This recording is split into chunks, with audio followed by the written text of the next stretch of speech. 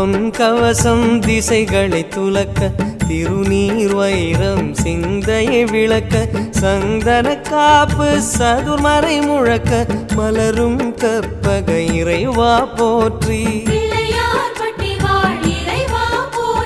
கலியுகம் காக்கும் கணபதி நாதா வலம்புரி நாதா அபயம் அபயம் அபயம் அருளும் இறைவா போற்றி